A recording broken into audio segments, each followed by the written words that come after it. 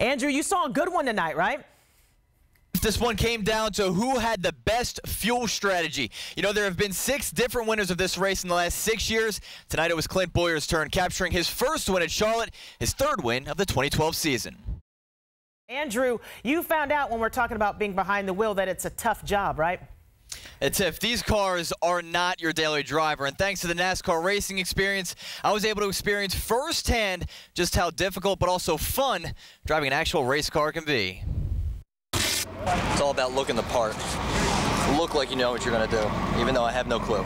I've seen races from the pits and the stands, but I've never experienced the sport from behind the wheel. And the NASCAR racing experience is as close as you can get. It does look a lot easier than what it actually is. It helped that before I climbed into the driver's seat, I got a little professional instruction from Joey Logano, a driver who runs pretty well at Charlotte. His advice was simple. Hammer down, heel to the steel. That's what I'd say. With that in mind, it was time to gear up and strap in. Need to get a little closer? Can I get a little closer? No problem, I'll be right back. 650 horsepower. I can't believe this is legal. They're actually going to let me do this.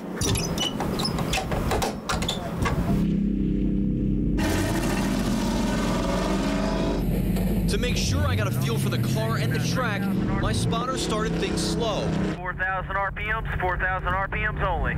Each lap, we picked things up by a few miles per hour. 4,800 RPMs. At this speed, the mile-and-a-half track seems to become very small. Glad you're having fun. That's what it's all about.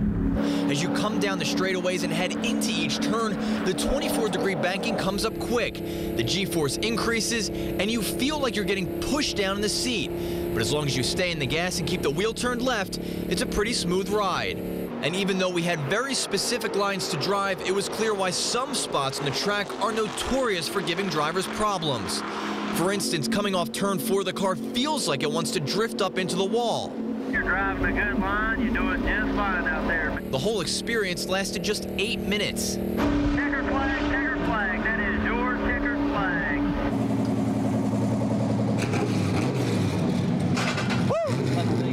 All right, just got done. Now we'll see how good I did, how fast I went. Not as fast as Joey Logano, who I think passed me once or twice, but he has a faster car.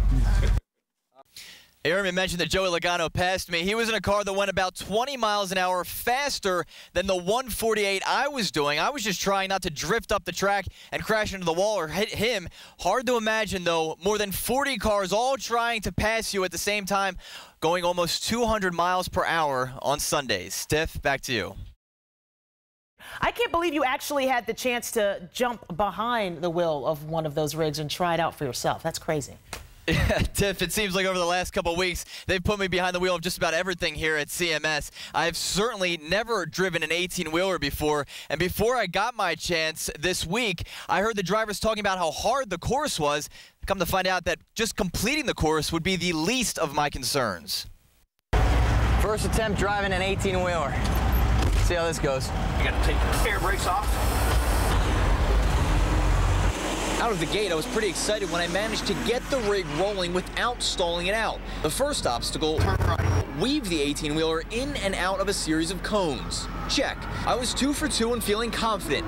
A quick stop to see how close you could get to some more cones, and then it was time to throw it in reverse. This is where things started to go downhill. I was close to the pit wall and didn't want to be responsible for damages to the speedway. All right, just keep going. Keep going. During my parallel park challenge, I think I made my instructor sick. The cab of the truck isn't supposed to move that much. Something like that? Yeah, it's something like that. Yeah, just back up a little bit. We'll take you down this way. All right, stop. Now turn hard right. All right.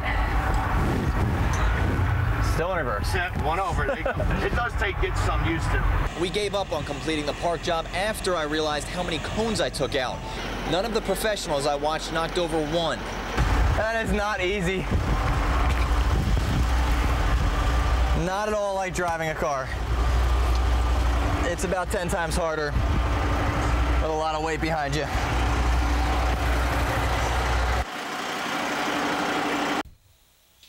And a special congratulations to JGR driver Tom McCrimmons. He won the competition the 2nd time he's done so since 2009 and walks away with a nice little chunk of change. How about $30,000, Tiff?